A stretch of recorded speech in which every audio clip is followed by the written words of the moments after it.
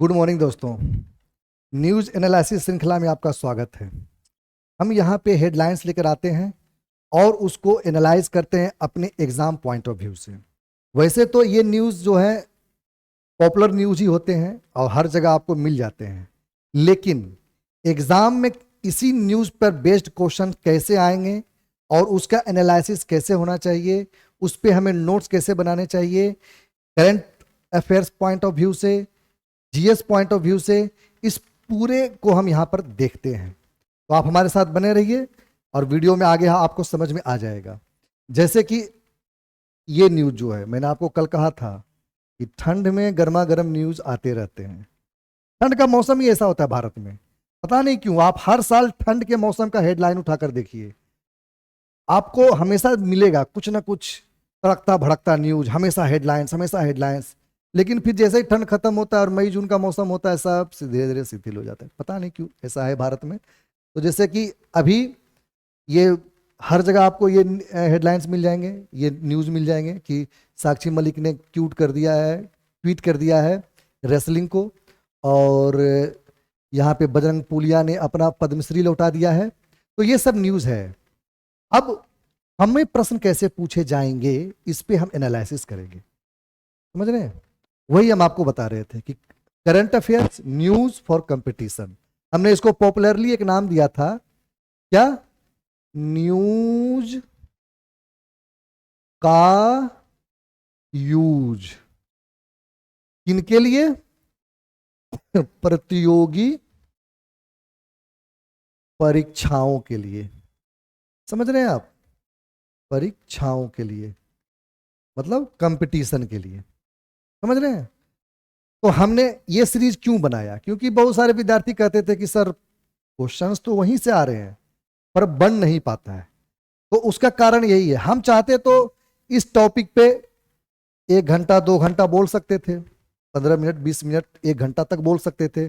ये हुआ वो हुआ, न्यूज चैनल में तो आप देख ही रहे हैं, ब्रिजभूषण ने ये कहा, प्रधानमंत्री ने ये कहा, खेल मंत्री ने ये कहा। ये सब क्वेश्चंस में नहीं आते हैं, आपको भी पता है। लेकिन आपको भी पता है कि 90% क्वेश्चंस करंट से ही जुड़े होते हैं, समझ रहे हैं। जैसे कि एक एग्जांपल हम आपके सामने पेश करते हैं, न्यूज़पेपर की बात करते हैं। न्यूज़पेपर भारत में हर कोई खरीदता है। आप चाय की टपोरी पे जाके बैठ जाइए, चाय की पूरा मजलिस लगा हुआ है चाय की दुकान में, वहां पे भी न्यूज़पेपर आता है, लोग वहां पे भी न्यूज़पेपर पढ़ते हैं। फिर आप थोड़े अपने घरों में चले जाइए, आपके घर में आपके पिताजी दादाजी चाचा जी हर कोई न्यूज़पेपर पढ़ते हैं। यहां तक कि भारत में रिक्शा वाला भी न्यूज़पेपर खरीदता है और आप भी न्यूज़पेपर पढ़ते हैं। तो क्या सबके व्यू पॉइंट में अंतर नहीं है? बिल्कुल है, सबके व्यू पॉइंट में अंतर है। तो कंपटीटर के व्यू पॉइंट कैसे होने चाहिए? क्या हमें इन पॉपुलर न्यूज के बहसों में पड़ जाना चाहिए कि हाँ ब्रिजभूषण ने तो गलत किया, कि हाँ नहीं नहीं ब्रिजभूषण तो बिल्कुल सही कर रहे हैं, नहीं साक्षी मलिक को तो ये नहीं करना चाहिए था? नहीं, प्रश्न ही नहीं आएंगे तो फिर क्यों हम अपनी एनर्जी बर्बाद करें? हम अपनी एनर्जी क्यों ना इस तरह से लगाएं। अब आपको भी पता है कि सारे क्वेश्चंस यहीं से आएंगे। अब जैसे देखिए, आज के थॉट से शुरू करते हैं। अटल बिहारी वाजपेयी हम सबके चहेते, उनका कहना था कि जो कल थे वो आज नहीं है, जो आज हैं वो कल नहीं होंगे, होने ना होने का क्रम इसी तरह से चलता रहेगा, हम हैं हम रहेंगे, ये भ्रम भी सदा पलता रहेगा। बहुत खूबसूरत थॉट है आज का, आप इसको बहुत फ्रिक्वेंटली मेंस में यूज कर सकते हैं। ये देखिए, हमारे क्वेश्चंस इस तरह से फ्रेम होंगे। सबसे पहले तो रेसलिंग फेडरेशन ऑफ इंडिया, समझ रहे हैं, ये गवर्निंग बॉडी है भारत में कुश्ती की, ठीक। अभी इसके जो है प्रेसिडेंट वो बन गए हैं संजय कुमार सिंह, जो कि उत्तर प्रदेश से हैं, ठीक। पहला प्रश्न, संजय कुमार सिंह इसके प्रेसिडेंट बन गए हैं, ठीक। उसके बाद हमसे क्या पूछा जा सकता है? ये 40 वोट से जीते हैं, ये बहुत मायने नहीं रखता है, लेकिन चलिए ठीक है। सबसे इंपॉर्टेंट क्या हो जाता है कि इन्होंने जो चुनाव लड़ा और रेसलिंग फेडरेशन ऑफ इंडिया का जो चुनाव जीता, वो किससे जीता? वो जीता है अनीता शरण से। ठीक, अनीता शरण से इन्होंने जीता है, जो कि खुद कॉमनवेल्थ में क्या थी, गोल्ड मेडलिस्ट थी। कॉमनवेल्थ में ये खुद गोल्ड मेडलिस्ट है अनीता शरण, और ये खुद भी कुश्ती लड़ती थी। और शायद कॉमनवेल्थ गेम्स 2010 होगा, 2010 में इन्होंने 2010 के आसपास इन्होंने जीता था। अब देखिए आगे चलते हैं। भारतीय कुश्ती संघ, मेंस पॉइंट ऑफ व्यू से भारतीय कुश्ती संघ का चुनाव कैसे होता है। और सिर्फ भारतीय कुश्ती संघ की बात नहीं है, सिर्फ federation, wrestling federation of India की बात ही नहीं है। ये चुनाव का प्रक्रिया, ये चुनाव की प्रक्रिया अगर आप समझ गए तो आप अलग अलग फेडरेशन के भी चुनाव की मोटा मोटी प्रक्रिया, टेनिस फेडरेशन हो गया, चेस फेडरेशन हो गया, और भी जितने फेडरेशन इंडिया में है, उसका भी मोटा मोटी यही तरीका रहता है। तो आइए देखते हैं। पहले तो आर्टिकल 7 जो है इसका, रेसलिंग फेडरेशन ऑफ इंडिया का जो कॉन्स्टिट्यूशन है, उसका आर्टिकल 7 जो है वो कहता है कि इलेक्शन जो होता है वो गाइडलाइन में होता है। किसके गाइडलाइन में? मिनिस्ट्री ऑफ यूथ अफेयर्स के गाइडलाइन में होता है। और वो होता है सीक्रेट बैलेट से, जिसको हम लोग हिंदी में बोलते हैं गुप्त मतदान। ठीक, गुप्त मतदान से होता है। और इसमें क्या, प्रॉक्सी वोटिंग को परमिशन नहीं है। प्रॉक्सी वोटिंग आप समझते होंगे। प्रॉक्सी वोटिंग का मतलब क्या होता है? दो चीज होता है, एक होता है प्रॉक्सी वोटिंग, थोड़ा सा इसको समझ लेते हैं, ये हमारे चुनाव में भी यूज आता है। दो तरह का मतदान, एक होता है प्रॉक्सी, प्रॉक्सी वोटिंग होता है, और दूसरा क्या होता है, वैलेट। समझ रहे हैं, वैलेट वोटिंग होता है। तो ये वोटिंग का तरीका है। तो प्रॉक्सी में क्या होता है? प्रॉक्सी में होता है कि आप डायरेक्ट मतदान केंद्र पे नहीं जाकर अपने लिए किसी को नियुक्त किए, अपने किसी रिलेटिव को या किसी को भी, जो आपके बदले जाकर मतदान दे सकता है। समझ रहे हैं? तो प्रॉक्सी वोटिंग आजकल एनआरआई को अलाउ कर दिया गया है। प्रॉक्सी वोटिंग आजकल जो वृद्ध हैं, भारतीय चुनाव की बात मैं कर रहा हूं, मेन इलेक्शन, तो भारतीय इंडियन इलेक्शन में जो वृद्ध हैं, विकलांग हैं, उनको भी प्रॉक्सी वोटिंग अलाउ कर दिया गया है। समझ रहे हैं? बैलेट से जो होता है, जिसको पोस्टल बैलेट कहते हैं, सॉरी यहां पे इसको पोस्टल कर दीजिए, क्या, पोस्टल। तो ये जो पोस्टल से होता है, ये प्रॉक्सी से थोड़ा डिफरेंट होता है। इसमें चुनाव में मतदान वही व्यक्ति करता है, लेकिन किसके द्वारा करता है? डाक के द्वारा करता है, तार के द्वारा करता है। समझ रहे हैं?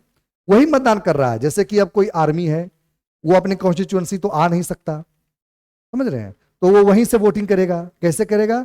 वो बैलेट वहां पे उसका चला जाएगा, वो वहां पे वोटिंग करेगा और उसको पोस्ट कर देगा। उसके बाद चुनाव आयोग उसकी वोटिंग को सबसे पहले गिनता है। समझ रहे हैं? तो ये दोनों में फर्क है।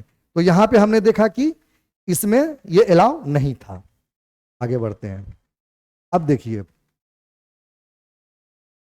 कैसे चुनाव होता है फेडरेशन में, रेसलिंग फेडरेशन में चुनाव कैसे होता है, ये हम समझने की कोशिश करेंगे। ये कह रहा है कि 2 रिप्रेजेंटेटिव्स भेजा जाता है। किससे किससे? जैसे कि ये है रेसलिंग फेडरेशन ऑफ इंडिया, ठीक, ये इंडिया का रेसलिंग फेडरेशन है। और इसी तरह से अलग अलग स्टेट के भी रेसलिंग फेडरेशन है। जैसे मान लीजिए कि हरियाणा का एक होगा, मान लीजिए पंजाब का एक होगा, मान लीजिए तमिलनाडु का कोई हो। और जब मैं ये रेसलिंग की बात कर रहा हूं तो ये मोटा मोटी हर खेल में चलता है। समझ रहे हैं? एक एक्सेप्शन है, वो मैं आगे बात करूंगा। और मान लीजिए कि और भी कोई स्टेट है, स्टेट एक्स, स्टेट वाई, जितने भी स्टेट हैं, तो ये अपने यहां से 2-2 रिप्रेजेंटेटिव भेजेंगे। समझ रहे हैं? ये अपने यहां से 2-2 रिप्रेजेंटेटिव भेजेंगे। और ये यहां पे बनाएगा क्या? देखिए, general council, general council, general council. समझ रहे हैं? अब ये जनरल काउंसिल क्या करेगा? ये जनरल काउंसिल के जब पूरे मेंबर होंगे, उनको एक एक वोट का अधिकार होगा। एक मेंबर को एक वोट। पर मेंबर पर वोट का अधिकार उन्हें दिया जाता है। और उसके बाद जब चुनाव होगा तो उसकी गिनती होगी और जो विजयी होगा वो विजय होगा। तरीका देखिए यही है, समझ रहे हैं आप। अब इसमें क्या है कि बता रहा है कि कुछ सर्विसेज से भी आते हैं, कुछ रेलवे से भी आते हैं, लेकिन उनको वोटिंग देने का राइट नहीं होता है। आते प्रतिनिधि वहां से भी हैं, सर्विसेज से भी और रेलवे से भी, जैसे आर्मी हो गई, बीएसएफ हो गया, और भी अलग अलग सर्विसेज है, वहां से भी मेंबर चुन के आते हैं, लेकिन उनको वोटिंग करने का अधिकार नहीं होता है। वही हिंदी में कह रहा है कि आर्टिकल 4 के अनुसार भारतीय कुश्ती संघ 2 प्रतिनिधियों को भेजता है, जिसको जनरल असेंबली, जनरल काउंसिल में भेज सकता है, और हर प्रतिनिधि के पास एक वोट डालने का अधिकार होता है। आगे बढ़ते हैं। अब ये देखिए, ये अलग अलग स्पोर्ट्स एसोसिएशंस हैं, समझ रहे हैं आप, ये अलग अलग स्पोर्ट्स एसोसिएशंस हैं। क्वेश्चंस ऐसे ही फ्रेम होंगे। आप इसमें जो भी करंट में और भी एसोसिएशंस आएगा आप इसमें ऐड कर लीजिएगा, बात समझ रहे हैं। जैसे कि एथलेटिक्स फेडरेशन ऑफ इंडिया, इसकी अभी प्रेसिडेंट कौन है? आदिल सुमरीवाला। कौन है? आदिल सुमरीवाला है, समझ रहे हैं, ये पुरुष है, ये भी ध्यान रखिएगा। तो ये आदिल सुमरीवाला है। और इसकी अंजू बेबी जॉर्ज जो थी, इनकी वाइस प्रेसिडेंट थी। ऑल इंडिया फुटबॉल फेडरेशन, इनके कौन है? Kalyan Chaubey. All India chess federation, Sanjay Kapoor. The boxing federation of India, Ajay Singh. All India tennis federation, Anil Jain. ये पूरा एक खाका है, समझ रहे हैं। इस तरह से अगर और भी फेडरेशंस आपके न्यूज में आते हैं आगे, और उसके प्रेसिडेंट चेंज होते हैं या नियुक्त होते हैं, तो आप यहाँ पे जब नोट्स बनाइएगा तो वहां पे ऐड कर लीजिएगा, समझ रहे हैं। आगे आते हैं। अब देखिए, board of control for cricket in India, BCCI, इसकी चर्चा किए बिना कैसे काम चलेगा। सबसे ज्यादा तो आप इसी को देखते हैं, लेकिन इसके पीछे की सच्चाई को आप नहीं जानते हैं। ये कहता है कि यह एक रजिस्टर्ड सोसाइटी है और ऑटोनोमस बॉडी है, यह बिल्कुल स्वायत्त संस्था है। फेडरेशन ऑफ रेसलिंग वाला जो था, टेनिस वाला जो था, चेस वाला जो था, उसकी तरह से ये नहीं है। इसमें कुछ अंतर है। क्या अंतर है? कि देखिए क्या कहता है, he it does not receive any grants और funding from government of India. ये गवर्नमेंट ऑफ इंडिया से किसी भी प्रकार का फंड नहीं लेता है, सरकार से किसी प्रकार का फंड नहीं लेता है। ये बहुत बड़ी बात है। ऐसे भी बहुत अमीर है, अमीर होना दूसरी बात है, लेकिन आगे आप जब देखिएगा, ये सुप्रीम कोर्ट में 2004 में यह कह चुका है क्या, कि Indian cricket team is the official team of BCCI, not the official team of India. समझ रहे हैं। बीसीसीआई ने सुप्रीम कोर्ट में हलफनामे में कहा है कि जो इंडियन क्रिकेट टीम है, जो खिलाड़ी खेलते हैं, रोहित शर्मा, विराट कोहली, सचिन तेंदुलकर, वो इंडियन टीम नहीं है, वो बीसीसीआई की टीम है। समझ रहे हैं। आप इस बैकग्राउंड को नहीं जानते हैं और आप उसे इंडियन क्रिकेट टीम कहते हैं, समझ रहे हैं। तो ये बिल्कुल ही स्वायत्त संस्था अपने आप को मानती है।